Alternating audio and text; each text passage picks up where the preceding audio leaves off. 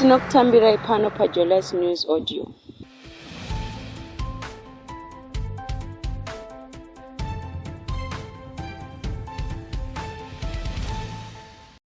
Mangwana nakanaka muri Zimbabwe. Tinokutambira pano pa Jolas Morning Sport News uri musi wechishanu 22 chikunguru 2022 apo patinenge tichitarisa nhau dzezvemutambo. Regai titange nekukupai nhau dzemutambo wenhabvu.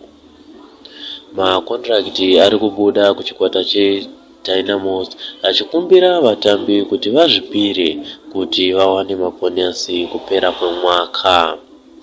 Vatungamiriri veDynamos vange vachitengesa madhami avakabvumirana nevatambi vavo kuti vachawana mabhonasi avo ekuwina mukupera kwemwaka. Zvakadaro, vatambi ava vari kupikisana nenyaya iyi uye zvave kukonzera kunetsana kukuru kuchikwata chemuHarare. Iye zvino zvinogona kusimbiswa kuti uku kuronga kwakashata kuti mabhonasi ekuwina anogona kubhadharwa pakupera kwemwaka. Ngezi inosimbisa kumiswa kwaZulu. Mutauriri wengezi Platinum Stars Robert Katunga anotsinhira kumiswa basa kwemurairidzi wepagedhi wechikwata ichi Cosmas Zulu. NeZulu H Metro yakataura kuti madamburo akamisa Zulu basa achipomerwa mhosva yekuzvidza vashandi veunyanzvi. Katunga akaramba kubuditsa mamwe mashoko ane chekuita nenyaya iyi, asi akatsinhira zviri kuitika. Mapeza anobhadhariswa muripo we$1,200 mari yekuAmerika. Norman Mapeza haana kufara nemabatirwo akaita mutambo weFC Platinum neDynamos nesvondo. Murairidzi weFC Platinum Norman Mapeza akabvisiswa faini $1,200 mushure mekubvunzurudza kuvembeka kwevakuru vemutambo.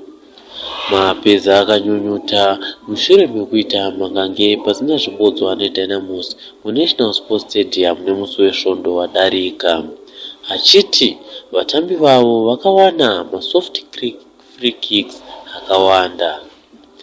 Murairidzi weManika Diamond Johannes Nhumwa akataura mashoko akafanana neaya mushure mechikwata chake chaita mangange 1-1 neRanders College kuvengere akabvisiswawo faindi zvekare.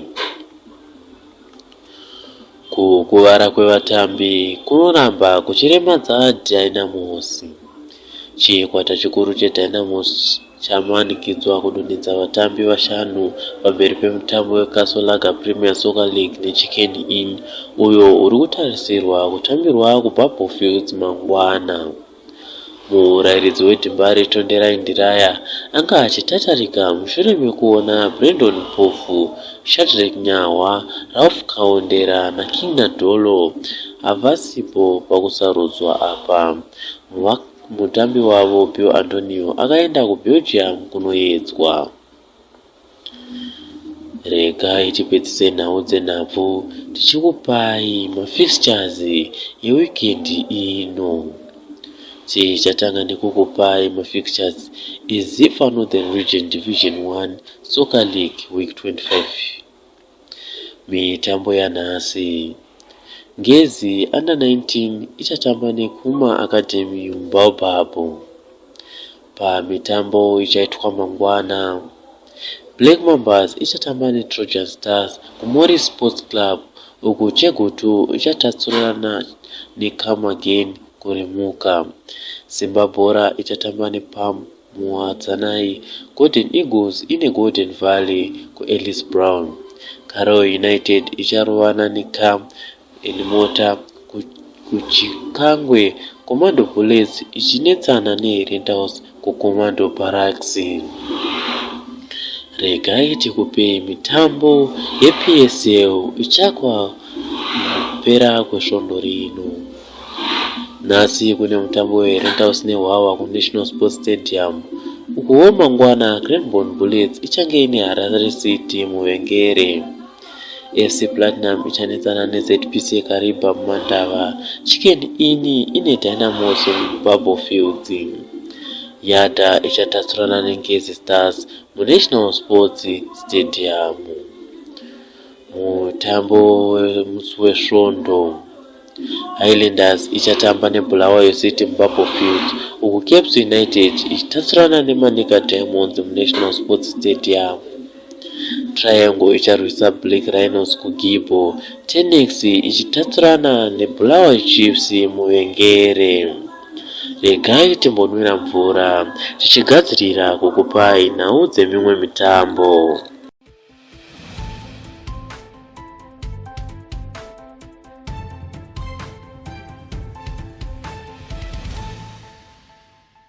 Regai tienderere mberi nenhau dzedu. Vatambi verugby veZimbabwe vanosimudzirwa zvikuru. Vatambi verugby vachawana mukana wekuratidza tarenda ravo pasi rose, zvichitevera kuumbwa kwechikwata chekutanga chakazvimiririra choga cheProfessional Rugby Union. Kuva Blue Thunder yakazivisa urongwa hwekupinda mubatanidzwa mutsva werugby wepasi rose uchaparurwa muna Zvita. Makwikwi aya achange aine zvikwata zveku-South Africa neToyota Cheetahs, Airling Pumas neWindhoek Draft Quakers, pamwe nezvikwata zvisati zvadomwa kubva kuUSA, Namibia, Kenya neItaly. Mamwe mativi akasimbiswa iCSM Bahia Mara yekuRomania, Diabos Barcelona yekuSpanish uye franchise kubva kuMadrid. Mutambi wegolf wekuZimbabwe anokudzwa zvikuru kuUnited States of America. Jeffrey Kenningham wekuDressel natafadzwa nyamukundiwa wemuZimbabwe vadomwa All Americans neBlack College Golf Coaches Association yechitatu. Cunningham akawina mubayiro mushure mekupedza basa rake kuDressel nemwaka wake wakanakisa. Mudzidzi ari mugore rechashanu akapedza mwaka wa2021-22 aine average ye72.1 yechinyomwe yakaderera munhoroondo yechikoro cheDressel. Pamusoro pazvo, Cunningham akava wekutanga muAmerican kufambira mberi kuenda kuBMW Philadelphia Amateur Championship muna chikumbi. Nyamukondiwa mumwe wemaDragons matsva pachirongwa akaita kuti chikwata ichi chive nesimba. Akawina Yellowspring Invitational uye akapfuura 40 mumutambo wechipiri weCAA Champions. Vatambi vana vanobuditswa muchikwata cheGames. Chikwata cheGames chagadzirira chikwata chenyika cheNetball chiri kugadzirira mitambo yeWorld Cup Qualifiers ichatambirwa kuSouth Africa mwedzi unouya. Vatambi vana vabuda pari zvino vanosanganisira vatambi vaviri vanotamba vari kuSouth Africa, Andile Ndlovu naThandeki pamwe nechikwata cheNgezi Platinum, Lizzie Kanyekwere naTalisma Mdimba. Vese vakabudiswa vachidzokera kumakirabhu avo. Kubva pavatambi 20 vanga vari kukembi, 16 vasara nevamwe 2 vari kuda kubudiswa pamberi pemutambo uyu. MaGames ane basa guru raakatarisana nawo nekuti anofanirwa kupedza ari muzvikwata zviviri zvepamusoro kuti atore mukana wekuenda kuWorld Cup gore rinouya.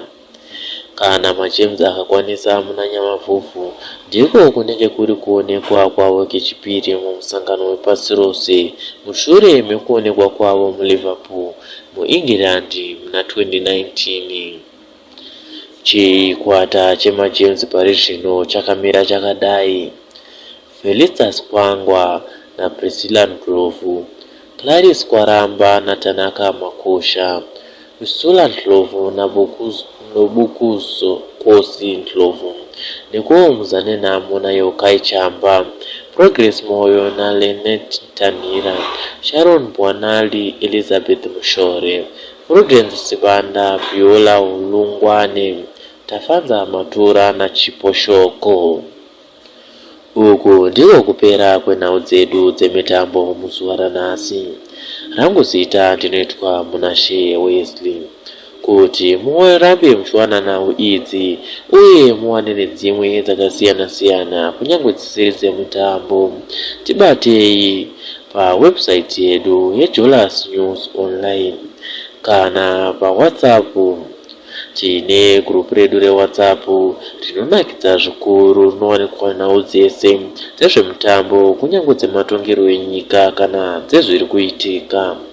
Kuti mupinzwe mugurupu umu, tibatei panhamba dzinoti 0775 934 930. Regai ndidzokorore zvakare 0775 934 930. Tinoti chisarai nomufaro.